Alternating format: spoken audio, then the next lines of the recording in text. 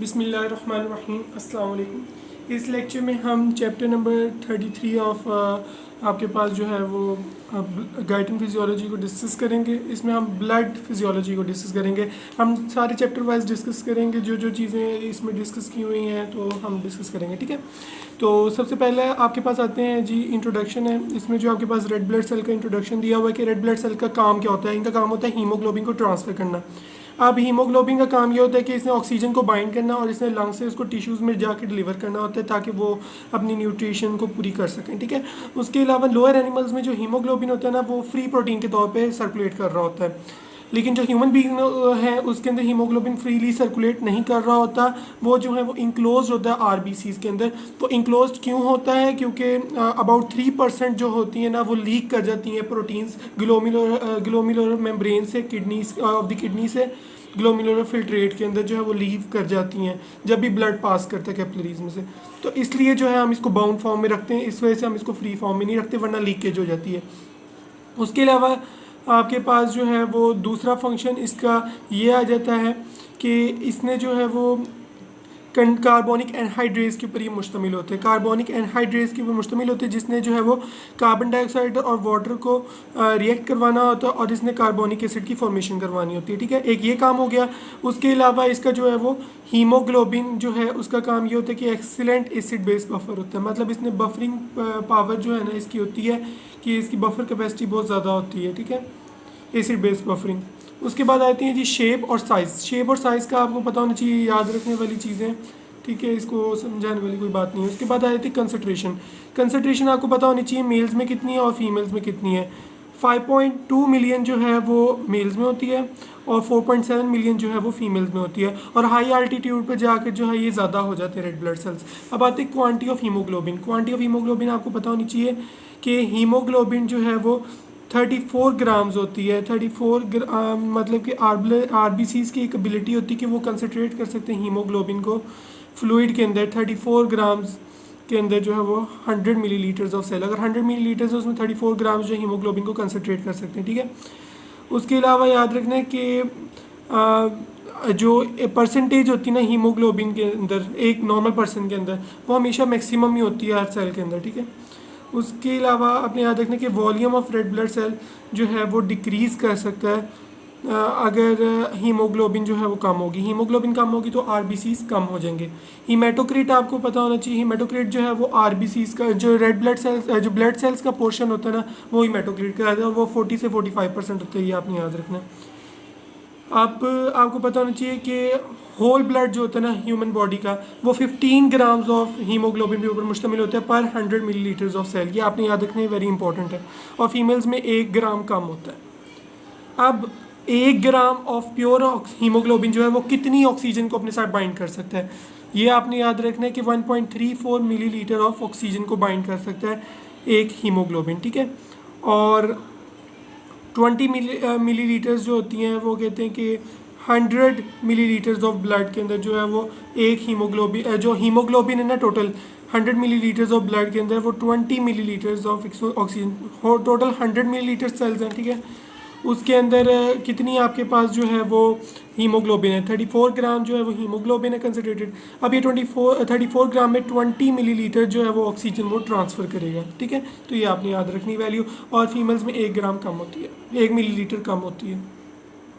अब इधर आपके पास शो किया हुआ है कि आरबीसीज जो होते हैं वो किधर किधर प्रोड्यूस होते हैं। शुरू में जो है वो जब एम्ब्रियोनिक लाइफ होती है, अर्ली लाइफ में ये योग सैक में प्रोड्यूस होते हैं। मिडल ट्राइमेस्टर आता है तो उसके अंदर लिवर में शुरू हो जाती है प्रोडक्शन। और उसके बाद जब आखिरी आते हैं तो ये जो स्प्लीन और लिम्फ नोड्स वगैरह के अंदर स्टार्ट हो जाती है। और बाद में जब बर्थ हो जाती है, बर्थ के बाद ये लास्ट पीरियड ऑफ गेस्टेशन जो है उसके अंदर जो है वो ये बोन मैरो के अंदर प्रोडक्शन स्टार्ट हो जाती है, इंपॉर्टेंट है चीज़। उसके अलावा आपने याद रखना है कि ऑल बोन्स के अंदर जो है वो रेड ब्लड सेल्स की प्रोडक्शन हो रही होती है अनटिल 5 ईयर्स, जब बंदा 5 साल का हो जाता है। उसके बाद ये जो है वो डिक्रीज़ करना शुरू कर देती है और 20 ईयर्स की एज तक जो है वो आपकी बोन्स में जो है प्रोडक्शन स्टॉप हो जाती है। उसके बाद आपने याद रखना है, अब ये वर्टिब्रा स्टर्नम्स और रिब्स वगैरह के अंदर जो है प्रोडक्शन हो रही होती है, ठीक है। और ये जो है वो आगे जाके जो है ना वो प्रोडक्शन स्टॉप होना शुरू हो जाती है आरबीसीज की, और डिक्रीज ही होती जाती है, ठीक है। और ये ग्राफ दिया हुआ है आपके पास कि ये शो कर रहा है कि टिबिया और फाइबुला में जो है वो 5 ईयर्स के बाद ये डिक्रीज कर गई प्रोडक्शन आरबीसीज की होना, और उसके बाद ये जो है वर्टिब्रा स्टर्नम और रिब्स के अंदर प्रोडक्शन को स्टॉप कर। अब आपके पास आती है जी प्रोडक्शन। अब आपके पास हर एक रेड ब्लड सेल जो है वो प्लूरीपोटेंट स्टेम सेल से स्टार्ट होता है, ठीक है। उसके बाद इसने क्या करना है, एक साइड पे उसने जो है वो प्लूरीपोटेंट स्टेम सेल ने जो है वो आपके पास क्या फॉर्म करना है, lymphoid stem cell. Lymphoid stem cell का क्या काम है, उसने लिम्फोसाइट्स बनाने हैं आपके टी और बी लिम्फोसाइट्स। अब दूसरी साइड पे आपके पास है क्लूनी फॉर्मिंग सप्लीन सेल्स, ठीक है। क्लूनी फॉर्मिंग सप्लीन सेल्स ने जो है वो आपके पास जो है वो क्लूनी फॉर्मिंग यूनिट ब्लास्ट बनाना, जिन्होंने आगे एरिथ्रोसाइट्स बनाने और एरिथ्रोसाइट्स की डेवलपमेंट करनी है। और दूसरी साइड पे उन्होंने जो है वो वाइट ब्लड सेल्स की प्रोडक्शन करवानी, ग्रेनुलोसाइट, मोनोसाइट्स और मेगा कैरियोसाइट प्लेटलेट्स की प्रोडक्शन करवानी है, ठीक है। तो ये आपने ग्राफ या ये फ्लो चार्ट याद रखना है, ये ईजी है, इंपॉर्टेंट भी है। और उसके अलावा आपने एक चीज़ याद रखनी है कि जब एक इंटरमीडिएट स्टेट आती है प्लूरीपोटेंट स्टेम सेल से, कि एक सेल जो है ना वो डिफरेंट लाइंस वो जो है ना वो ज़्यादा रिजेंबल कर रही होती है प्लूरीपोटेंट स्टेम सेल से, लेकिन जो सेल्स होते हैं ना उनकी एक वास्ट डायरेक्शन बन जाती है कि उसने ये सेल की प्रोडक्शन करवानी है। उस तरह के सेल्स को आप कमिटेड स्टेम सेल्स कहते हैं। कौन से सेल्स हैं कि उनको डायरेक्शन मिल गई कि उन्होंने कौन से सेल बनाने हैं, लेकिन वो अभी जो है उनकी शक्ल किस तरह मिल रही होती है, प्लूरीपोटेंट स्टेम सेल से मिल रही होती है। उसके अलावा आपने ये जो पैराग्राफ है ये तो आपको मैंने समझा दिया। उसके अलावा कुछ ग्रोथ इंड्यूसर्स होते हैं जो आपकी स्टेम सेल्स की प्रोडक्शन को जो ग्रोथ को कंट्रोल कर रहे होते हैं। इंटरल्यूकिन 3 है जो ग्रोथ को कंट्रोल कर रहा है। उसके अलावा कुछ डिफ्रेंशिएशन इंड्यूसर जो डिफ्रेंशिएशन करवा रहे होते हैं सेल्स की, ठीक है। अब ये जो है वो आपकी जो आरबीसीज की प्रोडक्शन है ना, ये ऑक्सीजन के साथ भी वेरी करती है, और कुछ डिजीज़ भी होती हैं उसके अंदर भी जो इनकी प्रोडक्शन स्टार्ट हो जाती है। ऑक्सीजन, लो ऑक्सीजन जो आरबीसीज की प्रोडक्शन को ज़्यादा फेवर करेगी, तो ये भी आपने याद रखनी है। उसके बाद आती है स्टेजेस ऑफ आरबीसीज की प्रोडक्शन। स्टेजेस ऑफ आरबीसीज की प्रोडक्शन सबसे पहले जो आपके पास ऊपर आती है pluripotent stem cells. Pluripotent stem cell से प्रोएरिथ्रोब्लास्ट बनेगा। हीमेटोपोइटिक स्टेम सेल्स है ना, उससे प्रोएरिथ्रोब्लास्ट बना। प्रोएरिथ्रोब्लास्ट के पास जो है वो हीमोग्लोबिन बहुत कम होगा। उसके बाद इसने जो है वो न्यूक्लियस होगा इसके पास, इसने जो है वो नीचे मूव करना है बेजोफिल एरिथ्रोब्लास्ट। बेजोफिल आपको शो कर रहा है बेसिक डाइज है, ठीक है, उसके साथ स्ट्रेन हुआ है और इसके अंदर हीमोग्लोबिन अभी लेस है। उसके बाद आ जाएगा पॉलीक्रोमेटिक क्रोमेटोफिल एरिथ्रोब्लास्ट। इसमें जो हीमोग्लोबिन जो है वो इंक्रीज़ करता जाएगा, हीमोग्लोबिन इंक्रीज़ करता जाएगा। उसके बाद ऑर्थोक्रोमेटिक एरिथ्रोब्लास्ट, उसमें हीमोग्लोबिन बढ़ता जा रहा है और न्यूक्लियस कंडेंस होता जा रहा है। और रेटिकुलोसाइट जो है उसके अंदर हीमोग्लोबिन जो है वो मैक्सिमम हो जाएगा, 34% तक इंक्रीज़ कर जाएगा। उसके अलावा न्यूक्लियस कंडेंस कर जाएगा। आरबीसी जो आपके एंडोप्लाज्मिक रेटिकुलम वगैरह हैं और माइटोकॉन्ड्रिया वगैरह ये रीअब्जॉर्ब हो जाएंगे, ठीक है, और इनके जो रेमिनेंट्स हैं वो इकट्ठे हो जाएंगे, ठीक है। और ये रेटिकुलोसाइट्स है स्टेट, ठीक है। अब इसके बाद आती है एरिथ्रोसाइट स्टेट, ये मेच्योर स्टेट्स है। अब इसमें क्या है कि जो सेल्स हैं वो रेटिकुलो स्टेज पे बहुत थोड़ी देर के लिए रहते हैं, 1 to 2 डेज़ के लिए, और इनकी अमाउंट भी बहुत कम होती है। उसके बाद इन्होंने मेच्योर एरिथ्रोसाइट्स के अंदर इनकी प्रोडक्शन हो जाएगी। अब सेल्स ने क्या होना है कि बोन मैरो से इन्होंने निकल के कैपिलरीज में से पास करना है बाय डायापटीसिस। अब एक डायापटीसिस एक प्रोसेस होता है जिसके ज़रिए जो है वो सेल्स स्क्वीज़ कर जाते हैं पोर्स में से, ठीक है, तो ये पास कर जाएंगे। इसमें आपके पास यही जिक्र किया हुआ है, तो ये आपने याद रखना है। अब इस पैराग्राफ में आपको बताया हुआ कि जो आरबीसीज की प्रोडक्शन है ना उनको लिमिट किया जाता है ताकि जो है वो रेड ब्लड सेल जो है एडिक्वेट अमाउंट में जो है वो ऑक्सीजन को ट्रांसफर कर सकें लंग से टिश्यूज़ में, ताकि वो नीड पूरी कर सकें। उसके अलावा सेल्स इतने ज़्यादा ना हो जाए कि वो जो है वो बहुत ज़्यादा उनकी बहार लग जाए और वो जो है वो ब्लड फ्लो को स्टॉप कर दें, ठीक है। उसके बाद आ जाते हैं टिश्यू ऑक्सीजनेशन। टिश्यू ऑक्सीजनेशन जो है वो डिफरेंट फैक्टर्स पे डिपेंड करती है, मतलब कि बहुत से ऐसे फैक्टर्स होते हैं वो उसको कम कर देते हैं। अब ये जो टिश्यू ऑक्सीजनेशन, अगर टिश्यू ऑक्सीजन की क्वालिटी कम क्वांटिटी कम है वो आरबीसीज को ज़्यादा कर देगी। अगर ऑक्सीजनेशन ज़्यादा है, अगर आरबीसीज की अमाउंट जो है वो ज़्यादा है, मतलब कि आपकी ऑक्सीजन की अमाउंट ज़्यादा है, तो आरबीसीज नॉर्मल प्रोडक्शन होगी। अब ये आपके पास शो किया हुआ है कि एरिथ्रोपोइटिन हीमेटोपोइटिक स्टेम सेल्स हैं, उन्होंने एरिथ्रोब्लास्ट बनाए, प्रो एरिथ्रोब्लास्ट फिर आरबीसीज बनाए। अगर टिश्यू ऑक्सीजनेशन इन फैक्टर्स की वजह से, ये जो फैक्टर्स लिखे हैं वेरी इंपॉर्टेंट है, इन फैक्टर्स की वजह से, ये डिजीज़ की वजह से जो है वो कम हो जाती है ऑक्सीजनेशन, तो इससे क्या होगा, ये जो है वो एरिथ्रोपोइटिन को स्टिमुलेट करेंगे। एरिथ्रोपोइटिन को किडनी में प्रोड्यूस हो रहा होता है, ये एक ग्लाइकोप्रोटीन होती है, हार्मोन टाइप होता है, सर्कुलेटिंग हार्मोन होता है जो आपकी किसकी प्रोडक्शन करवाता है, आपके आरबीसीज की प्रोडक्शन स्टार्ट करवाता है और आरबीसीज को बहुत ज़्यादा इंक्रीज़ कर देता है, ठीक है। अब इसने जो है जाके आपके हीमाटोपोइटिक स्टेम सेल्स पे एक्ट करना है, उसने इनकी जो है वो प्रोडक्शन को इंक्रीज़ कर देना आरबीसीज की। और भी कोई बोन मैरो के अंदर प्रॉब्लम आ रहा है उसकी वजह से, एक्सरेज की वजह से डिस्ट्रॉय हो रहे हैं, उसकी वजह से भी जो है वो आपकी आरबीसीज की प्रोडक्शन ज़्यादा हो जाती है। उसके बाद आए थे हम अपने एरिथ्रोपोइटिन की तरफ, और एरिथ्रोपोइटिन वेरी इंपॉर्टेंट है। आपने इसमें मैंने आपको बता दिया कि ये हाइपोक्सिया कंडीशन, अगर ऑक्सीजन कम है तो उसके अंदर जो है इसकी प्रोडक्शन ज़्यादा होगी। अब आपको पता होना चाहिए कि किडनीज़ के अंदर जो है एरिथ्रोपोइटिन की बहुत ज़्यादा प्रोडक्शन हो रही होती है। वैसे हमें ज़्यादा इसका पता नहीं है कि कहाँ प्रोडक्शन हो रही है, लेकिन आपको पता होना चाहिए कॉर्टेक्स सेल्स जो होते हैं ना किडनी के, या मेडुलरी सेल्स होते हैं, या एपिथेलियल सेल्स होते हैं, ये जो है वो एरिथ्रोपोइटिन की स्टिमुलेट करवाते हैं। अब आपका जो हाइपोक्सिया होता है ये क्या करता है कि हाइपोक्सिया इंड्यूसेबल फैक्टर को रिलीज़ करवाता है। अब इसने क्या करना है कि आपके पास इसने जो है ना वो लार्ज नंबर ऑफ इसके पास हाइपोक्सिया इंड्यूसेबल जीन्स होते हैं, जिसके अंदर एक एरिथ्रोपोइटिन जीन होता है। अब ये जो हाइपोक्सिया इंड्यूसेबल फैक्टर होता है ना, इसने जाके बाइंड कर जाना होता है हाइपोक्सिया रिस्पॉन्स एलिमेंट पे। हाइपोक्सिया रिस्पॉन्स एलिमेंट किसके ऊपर पड़ा हुआ है? एरिथ्रोपोइटिन के जीन के ऊपर पड़ा हुआ है। अब इसने क्या करना है? मैसेंजर आरएनए की प्रोडक्शन करना शुरू कर देनी है, उसने आगे एरिथ्रोपोइटिन की प्रोडक्शन को स्टार्ट करवा देना है। ठीक है, समझ आ गई? हाइपोक्सिया इंड्यूसेबल फैक्टर है वन, उसके ऊपर उसने जो है वो क्या करना है कि लार्ज नंबर ऑफ फैक्टर्स जो होते हैं ना हाइपोक्सिया इंड्यूसेबल जीन्स, उनकी प्रोडक्शन करवानी है। इन्होंने जो है वो एरिथ्रोपोइटिन जीन के ऊपर मुश्तमिल होते हैं। अब एरिथ्रोपोइटिन जीन के ऊपर जो है उन्होंने बाइंड कर जाना है हाइपोक्सिया रिस्पॉन्स एलिमेंट ने, जो रिजाइड कर रहे होते हैं, ठीक है, एरिथ्रोपोइटिन जीन के ऊपर। तो उन्होंने जो वो मैसेंजर आरएनए की प्रोडक्शन स्टार्ट करवा देनी है और एरिथ्रोपोइटिन की सिंथेसिस को इंक्रीज़ करवा देना है। उसके अलावा कुछ हार्मोन्स होते हैं, नॉरएपिनेफ्रिन, एपिनेफ्रिन और प्रोस्टाग्लैंडिन्स वगैरह भी जो है वो एरिथ्रोपोइटिन की स्टिमुलेशन को ज़्यादा कर देते हैं। मोस्टली पार्ट जो होता है वो किडनी के अंदर प्रोड्यूस हो रहा होता है, और थोड़ा पार्ट जो है वो लिवर के अंदर प्रोड्यूस हो रहा होता है। अगर किडनी डैमेज हो जाती है तो लिवर अपना थोड़ा बहुत फंक्शन परफॉर्म करता है, लेकिन ये इतनी सफिशिएंट नहीं होती। अब एरिथ्रोपोइटिन का क्या काम है कि अगर एक बंदा जो है वो हाई आल्टीट्यूड पे चला जाता है, ऑक्सीजन की कमी हो रही है, तो एरिथ्रोपोइटिन की स्टिमुलेशन स्टार्ट हो जाती है। ये इतनी तेज़ी से नहीं होती कि 5 से 10 दिन लग जाते हैं, और ये जो है एरिथ्रोपोइटिन की प्रोडक्शन को स्टार्ट करवा देते हैं और टाइम लगता है और रैपिड प्रोडक्शन करवाते हैं, ठीक है, ताकि जो है वो इनकी स्पीड अप हो जाते हैं प्रोसेस, और आरबीसीज की प्रोडक्शन जो है बहुत ज़्यादा होना शुरू हो जाती है। अगर एरिथ्रोपोइटिन ना हो, एरिथ्रोपोइटिन नहीं होगा, तो ये आरबीसीज के अंदर जो बोन मैरो के अंदर जो बहुत स्मॉल अमाउंट ऑफ जो आरबीसीज उनकी प्रोडक्शन होगी, और ये जो है वो हमारी ज़रूरियत को पूरी नहीं कर सकेंगे, और इस वजह से अनीमिया हो जाएगा, ठीक है। उसके बाद अब आपके पास आते हैं कि आप इनकी मैच्योरेशन आरबीसी की दो चीज़ों की वजह से होती है।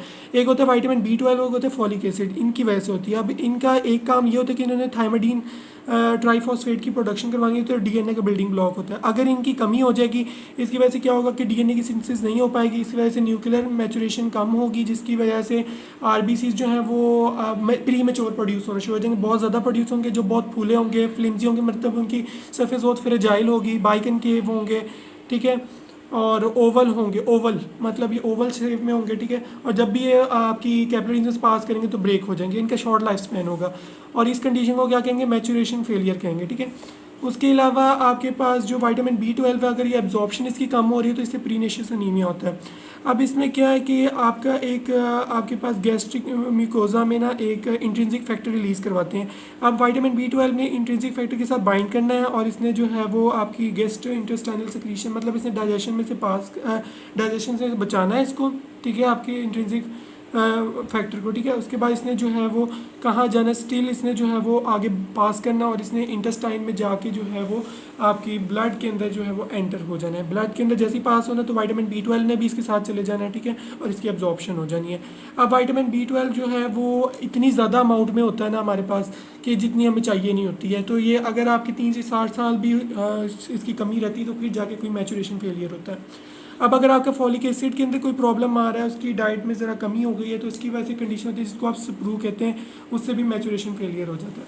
अब हम देखते हैं हीमोग्लोबिन की प्रोडक्शन। हीमोग्लोबिन आपने याद रखना है कि वेरी इंपॉर्टेंट है कि ये रेटिकुलर स्टेज तक जो है वो मैक्सिमम हो जाता है, उसके बाद जो है उसकी कमी स्टार्ट हो जाती है।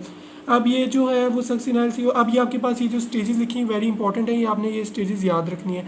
सक्सिनाइल CO या ग्लाइसिन मिलेंगे तो पायरोल बनेंगे, 4 पायरोल मिलेंगे प्रोटो-4,5,9 बनेगा, प्रोटो-4,5,9 और आयरन मिलेगा तो हीम बनेगा। हीम के साथ पॉलीपेप्टाइड्स मिलेंगे, हीमोग्लोबिन चेन्स बनेंगी, 2 अल्फा और 2 बीटा मिलेंगी तो हीमोग्लोबिन A, जिसको आप एडल्ट हीमोग्लोबिन कहते हैं, वो बनेगा। अभी आपके पास दिया हुआ कि वेरिएशन के अल्फा और बीटा चेन्स के अंदर जो है वो कितने अमाइनो एसिड्स हैं, उसकी वेरिएशन आती रहती है, ठीक है। अब मॉलिक्यूलर वेट में भी इनके आता रहता है। उसके अलावा हीमोग्लोबिन जो है वो 4 आपके पास ऑक्सीजन मॉलिक्यूल को बाइंड कर सकता है, ठीक है, ये आपने चीज़ याद रखनी है। उसके अलावा आपने याद रखनी है ये लूजली बाउंड करता है अपने साथ, ताकि जो आसानी से उसको जो है वो टिश्यूज़ के अंदर रिलीज़ कर सके। उसके अलावा ये कोऑर्डिनेशन कॉम्प्लेक्स की फॉर्मेशन करवाता है कि एक एक जो है वो पहला जो है हीमोग्लोबिन के साथ जो ऑक्सीजन बाइंड करता है वो बहुत जो है वो मुश्किल से करता है, उसके बाद जो दूसरा तीसरा चौथा करता है वो बहुत आसानी के साथ बाइंड कर जाता है। उसके अलावा अगर आपके पास हीमोग्लोबिन के अंदर कोई प्रॉब्लम आ रही है उसकी चेन के अंदर तो सिकल सेल एनीमिया हो जाएगा, ये भी हम डिस्कस करते हैं अभी। उसके बाद आ जाता है आयरन मेटाबॉलिज्म, मतलब आयरन का रोल क्या होता है। आयरन वेरी इंपॉर्टेंट होता है कि इसने जो है वो different elements of the body की फॉर्मेशन करवानी होती है। 4 से 5 ग्राम जो है वो हमें डेली रिक्वायरमेंट चाहिए होती है और ये आपके पास दिए हुए डिफरेंट के किस किस तरीक़ों से आप इसको हासिल कर सकते हैं। अब आपको पता होना चाहिए स्टोरेज। अब आपको पता होना चाहिए कि जो आयरन है वो एपोट्रांसफेरिन के साथ बाइंड करता है, ठीक है, और इसने जो है वो ट्रांसफेरिन की फॉर्मेशन करवानी जिसने ट्रांसपोर्ट होना होता है प्लाज्मा के अंदर, ठीक है। प्लाज्मा के अंदर इसने जो है वो ट्रांसफेरिन की फॉर्म में जो है बाउंड होकर जो है वो जाना होता है, ठीक है। उसके बाद इसने जो है वो डिपॉजिट होना होता है लिवर हिपेटोसाइट्स के, मतलब कि इसने जो है लिवर के अंदर जाके जो है वो डिपॉजिट होना होता है, कुछ बोन मैरो के सेल्स के अंदर जाके डिपॉजिट होना होता है। ओके अब आपके पास दिया हुआ है कि कुछ क्वांटिटी जो है ना वो इनसोल्यूबल फॉर्म में हीमोसिड्रिन की फॉर्म में भी जो है स्टोर्ड होती है, ठीक है। लेकिन ज़्यादा फॉर्म जो है वो किसके अंदर स्टोर होती है, वो आपकी ट्रांसफेरिन की फॉर्म में जो है वो जाके स्टोर होती है। उसके बाद आपके पास होता है कि फेरेटिन जो है, अब सम क्वांटिटीज़ ऑफ आयरन जो है वो आपके पास ट्रांसपोर्ट होती है इन दी फॉर्म ऑफ ट्रांसफेरिन, ठीक है, जहाँ वो जो है वो होती है। अब सब quantity of iron in the ferritin storage full, मतलब कि कुछ जो आपके पास होती है ना, हमने वो गलती से मैं आपको कह दिया था कि ट्रांसफेरिन जो है वो स्टोर होती है, ट्रांसफेरिन जो है वो ट्रांसफ़र करती है और जो हीमोसिड्रिन है और फेरेटिन है ये स्टोर करती हैं आयरन को, ठीक है। अब ट्रांसफेरिन का काम है उसने ट्रिवर करना, जहाँ भी जो आपके पास कमी होगी उसने जो है वहाँ उनको जाके जो है वो एरिथ्रोपोइटिन की सरफेस पे जाके उनको बाइंड करवाना है आरबीसीज को, और इसने जो है वो आयरन को बाइंड करवाने के बाद उसने उसको अंदर ले जाना और हीमोग्लोबिन की सिंथेसिस करवाना शुरू कर देनी है। इस तरह आरबीसीज की प्रोडक्शन स्टार्ट हो जाती है, ठीक है। अगर आपके पास ट्रांसफेरिन की अमाउंट कम होगी उसकी वजह से वो ट्रांसफ़र नहीं हो पाएगा और हाइपोक्रोमिक अनीमिया हो जाएगा। उसके अलावा लाइफ स्पैन आपको पता होना चाहिए 120 डेज है, उसके बाद इसने डिस्ट्रॉय हो जाना होता है। और उसके अलावा मोनोसाइट मैक्रोफेज सिस्टम उन्होंने जो है वो उसको डिस्ट्रॉय करने के बाद उसकी जो अंदर हीमोग्लोबिन होती है उसको जो है वो दोबारा सेल्स के अंदर भेज देना होता है, ठीक है। डेली लॉस आपको पता होना चाहिए 0.6 मिलीग्राम जो है वो फीसिस के जरिए रिलीज होता है, लेकिन कुछ वुमेन के अंदर मेंस्ट्रुअल साइकिल जो होता है उसकी वजह से 1.3 मिलीग्राम पर डे जो है लूज़ होता है। उसके अलावा आपको ये वाला पैराग्राफ वही है कि ट्रांसफर इन एपोफेरेटिन के साथ बाइंड करके ट्रांसफ़र करना होता है इसने काम, ये सारा हमने देख लिया।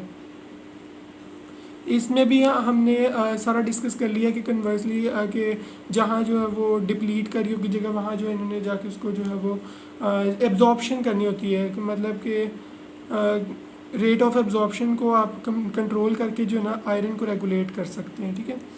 उसके बाद आपके पास ये मैंने बता दिया कि आयरन की जो है वो जब 120 डेज़ पूरे हो जाते हैं तो उसके बाद उसकी कैसे ब्रेक डाउन शुरू हो जाती है और वो ब्रेक होना शुरू हो जाता है और वो स्क्वीज़ कर जाता है और वो जो है वो पास करने के बाद जो है वो उसको मोनोसाइट और मैक्रोफेज वगैरह जो है वो ब्रेक कर देते हैं। ओके अब इसमें आपको बताया हुआ है कि हीमोग्लोबिन जो है वो मैक्रोफेज कैसे डिस्ट्रॉय करते हैं। फैगोसाइटोसिस कुफर सेल्स होते हैं, उसके अलावा स्प्लीन में सेल्स होते हैं, ये सारे जो है उसको ब्रेक कर देते हैं आयरन को। उसके अंदर से जो है आपके पास हीमोग्लोबिन रिलीज़ होता है, उसके अलावा बिलीरूबिन रिलीज़ होता है जो आपके रिमूव कर दिया जाता है बाइल की फॉर्म में जो है वो लिवर से। उसके बाद आते हैं अनीमिया। अनीमिया जो है वो आपके पास डेफिशिएंसी ऑफ हीमोग्लोबिन को कहते हैं, ठीक है। वो लिटिल आरबीसीज या होने की वजह से या बहुत कम आरबीसीज होने की वजह से या बहुत ज़्यादा कम हीमोग्लोबिन होने की वजह से होती है। उसके बाद आता है G blood loss anaemia. Blood loss anaemia आपके पास होता है कि अगर आपके पास जो है वो हीमरेज होता है कोई, ठीक है, उसकी वजह से जो है वो आपकी लो कंसनट्रेशन आरबीसीज की प्रोडक्शन हो रही है तो इसकी वजह से जो है वो मोस्टली क्योर हो जाता है हीमरेज जल्दी 3 से 6 वीक्स के अंदर। अगर ना हो तो उसकी वजह से जो है वो इंटेस्टाइन के अंदर आयरन की एब्जॉर्प्शन नहीं हो पाती जिसकी वजह से जो है माइक्रोसिटिक हाइपोक्रोमिक अनीमिया हो जाता है। उसके बाद ए प्लास्टिक अनीमिया। ए प्लास्टिक अनीमिया से आपने याद रखना कि बोन मैरो में होते हैं प्रॉब्लम। अगर बोन मैरो में कोई प्रॉब्लम आ गया उसकी या आपकी एक्सरेज पढ़ने की वजह से जो है कोई प्रॉब्लम आ गई उसकी वजह से जो है ये हो जाता है। और कुछ ऐसे अनीमिया होते हैं जिनकी कॉज हमें नहीं पता होता है, इसको आप एडियोपैथिक ए प्लास्टिक अनीमिया कहते हैं, ठीक है। उसके बाद आए थे मेगैलोब्लास्टिक अनीमिया। मेगैलोब्लास्टिक अनीमिया आपने याद रखना है कि वो अनीमिया जो आपके पास फॉलिक एसिड वगैरह इंट्रिंसिक फैक्टर की वजह से ये तो प्रीनेशियस मेगैलोब्लास्टिक अनीमिया होता है कि अगर आपके इंटेस्टाइन में सही तरीके से एब्जॉर्प्शन ना हो रही हो। ये तो वही अनीमिया है बिल्कुल जिस तरह आपके पास फॉलिक एसिड और विटामिन B12 की डेफिशिएंसी की वजह से हुआ था। अब आता है हीमोलिटिक अनीमिया। हीमोलिटिक अनीमिया आपके पास एक तो हेरिडिटी स्फीरोसिस की वजह से हो सकता है कि आपके जो सेल्स हैं वो ज़्यादातर स्फीरिकल हो जाए एज कम्पेयर टू बाइकनकेव, ठीक है। और उसके अलावा बैग लाइक स्ट्रक्चर्स हो जाए कि स्प्लिनिक पल्ब में से ये जब वो पास करें तो ये ब्रेक हो जाए, ठीक है। और उसके अलावा आपके पास सिकल सेल एनीमिया है। Sickle cell anaemia sickle cells की फॉर्मेशन होती है। कोई भी आपकी अगर वो ना पड़ी हो, आपकी कोई चेन में प्रॉब्लम आ रही हो, उसकी वजह से जो है वो पोलीमराइजेशन होती है। पोलीमराइजेशन होगी, स्टिकी पैचेस की फॉर्मेशन होगी और पेन क्राइसिस क्रिएट होंगी। वेरी इंपॉर्टेंट है, सिनेरियो में पूछा जाता है पेन क्राइसिस क्या होते हैं। तो पेन क्राइसिस का अगर जिक्र है तो आपने याद रखना सिकल सेल एनीमिया। उसके अलावा एरिथ्रोब्लास्टोसिस है कि अगर आपकी जो मदर है वो RH नेगेटिव है और आपका जो फीटस है वो RH पॉजिटिव आ रहा है, तो वो जो RH पॉजिटिव है वो अपनी जो एंटीबॉडीज़ हैं वो किधर भेज देगा, RH नेगेटिव मदर के अंदर, और उधर जो है वो सेल्स की डिस्ट्रक्शन स्टार्ट हो जाएगी। तो उसके बाद जो एंटीबॉडीज़ जो आपकी मदर प्रोड्यूस करेगी, एंटीबॉडीज़ जो आपकी मदर प्रोड्यूस करेगी वो फीटस के सेल्स के अंदर जाएगी और वहाँ जाके जो है वो डिस्ट्रक्शन स्टार्ट करवा देगी और जॉइंटस और अनीमिया हो जाएगा। इस तरह की कंडीशन को एरिथ्रोब्लास्टोसिस फर्टिलिस। अब हम देखते हैं कि अनीमिया का रोल आपके सर्कुलेटरी सिस्टम पे। आपको पता होना चाहिए कि इससे जो है वो आपकी सीवियर अनीमिया की वजह से जो है ब्लड विस्कोसिटी जो है वो बहुत लो हो जाती है। ठीक है, ब्लड विस्कोसिटी लो हो जाएगी तो डिक्रीज़ कर देगा रेजिस्टेंस टू ब्लड फ्लो। ठीक है, जिसकी वजह से ब्लड सही तरीके से फ्लो नहीं कर पाएगा और कार्डिक आउटपुट जो है, मतलब कि जो रेजिस्टेंस आ रही थी वो कम हो गई है, अब ब्लड जो है वो बहुत तेज़ी से फ्लो करेगा। हाइपोक्सिया जैसी कंडीशंस के अंदर भी होता है कि ब्लड वेसल डायलेट कर जाती है और आराम से ब्लड जो है वो पास कर जाता है, कार्डिक आउटपुट ज़्यादा हो जाता है और वर्क लोड भी जो है वो हार्ट पर ज़्यादा हो जाता है। ठीक है, और इसके ज़्यादा सिम्टम्स जो है ना वो अपीयर हमें नज़र नहीं आते। अगर कोई बंदा ज़्यादा एक्सरसाइज करे उसमें जो है वो ब्रेथलेसनेस के जो अपीयर होना शुरू होता है, इसकी वजह से जो है यूट कार्डिक फेलियर भी हो सकता है। ठीक है, अब आते हैं हम पोलीसाइथीमिया। पोलीसाइथीमिया आपके पास दो किस्म का होता है, एक सेकेंडरी पोलीसाइथीमिया और एक होता है पोलीसाइथीमिया वेरा। पोलीसाइथीमिया वेरा को रिथमिया भी कह सकते हैं या प्राइमरी पोलीसाइथीमिया भी कह सकते हैं। अब सेकेंडरी पोलीसाइथीमिया आपने याद रखना है कि ये होता है कोई भी आपके पास जो है वो पैथोलॉजिकल फॉर्म की वजह से, मतलब कि कोई भी आपकी पैथोलॉजिकल फॉर्म हो गई है उसकी वजह से जो है वो सेकेंडरी पोलीसाइथीमिया नहीं, ये फिजियोलॉजिकल की वजह से ज़्यादा होता है कि जो आपका पोलीसाइथीमिया सेकेंडरी होता है ना, ये आपकी कोई भी पैथोलॉजिकल फॉर्म की वजह से होता है कि अगर आप कोई हाई आल्टीट्यूड पे चले गए उसकी वजह से जो है ये होता है। ठीक है, उसके अलावा आपने याद रखना है कि इसमें जो है वो RBCs के काउंट बहुत ज़्यादा हो जाते हैं और हीमाटोक्रिट पे भी बहुत ज़्यादा असर आता है। ठीक है, उसके बाद आपके पास जो है वो पोलीसाइथीमिया वेरा आता है। पहले पोलीसाइथीमिया वेरा आपने याद रखना है कि प्राइमरी पोलीसाइथीमिया है या पैथोलॉजिकल पोलीसाइथीमिया है। पैथोलॉजिकल मतलब कोई भी पैथोलॉजी हो उसकी वजह से जो आपकी RBCs की प्रोडक्शन में प्रॉब्लम आ रहा है तो उसकी वजह से जो है वो सेकेंडरी पोलीसाइथीमिया आता है। ठीक है, प्राइमरी पोलीसाइथीमिया इसमें हीमाटोक्रिट बहुत ज़्यादा हो जाता है, आपकी RBCs बहुत ज़्यादा हो जाते हैं। ठीक है, और वो बहुत ज़्यादा प्रोड्यूस होते हैं जिसकी वजह से जो आपकी सेल्स होते हैं लीवर वगैरह वो फूल जाता है। ठीक है, उसके अलावा ये आपने बस इसमें याद रखना है और विस्कोसिटी बहुत ज़्यादा हो जाती है। उसके बाद आते हैं सर्कुलेशन पे क्या इफेक्ट आ रहा है इसका। ठीक है, इसने आपकी विस्कोसिटी को इंक्रीज़ कर दिया, विस्कोसिटी इंक्रीज़ की तो वीनस रिटर्न जो हार्ट को बहुत ज़्यादा हो जाएगा, जिसकी वजह से आपका ब्लड वॉल्यूम जो हार्ट में है वो बहुत ज़्यादा हो जाएगा, जिसकी वजह से पोलीसाइथीमिया में वीनस रिटर्न इंक्रीज़ कर जाता है। कार्डिक आउटपुट जो है वो फार नॉर्मल रहता है क्योंकि ये दो फैक्टर्स जो हैं वो आपस में न्यूट्रलाइज कर रहे होते हैं, एक तो विस्कोसिटी ज़्यादा हो गई, एक वीनस रिटर्न ज़्यादा हो गया, तो दोनों तकरीब जो है वो कर लेते हैं। कुछ आर्टीरियल प्रेशर जो है कुछ पर्सन में ज़्यादा होता है, जिसकी वजह हाइपरटेंशन वाले पेशेंट्स वगैरह के अंदर उनके अंदर जो आर्टीरियल प्रेशर मैकेनिज्म होता है ना, रेगुलेटिंग मैकेनिज्म, वो जो है उसको रेगुलेट करने की कोशिश करता है और इन पेशेंट्स के अंदर ज़्यादा जो है वो कंडीशन हार्ट अटैक्स वगैरह की आती हैं। उसके अलावा skin of colour of skin जो है वो चेंज हो जाता है, जो आपकी सब पेपलरी वीनस फ्लेक्सिस होता है उसके अंदर। ठीक है, तो इसकी वजह से क्या होता है कि क्वांटिटी ऑफ ब्लड इंक्रीज़ करता है लेकिन डीऑक्सीजनेटेड ब्लड जो है वो इंक्रीज़ कर जाता है। ठीक है, जिसकी वजह से जो रेड कलर होता है ना ऑक्सीजनेटेड ब्लड का, वो मास्क हो जाता है बाय दी डीऑक्सीजनेटेड ब्लड, उसका ब्लू कलर होता है, जिसकी वजह से साइनोसिस हो जाता है। ठीक है, ब्लूइश स्किन हो जाती है। होप सो आपको ये चैप्टर समझ आ गया होगा। अगर आपकी कोई भी क्वेरी तो आप हमसे कमेंट सेक्शन में पूछ सकते हैं। Thank you.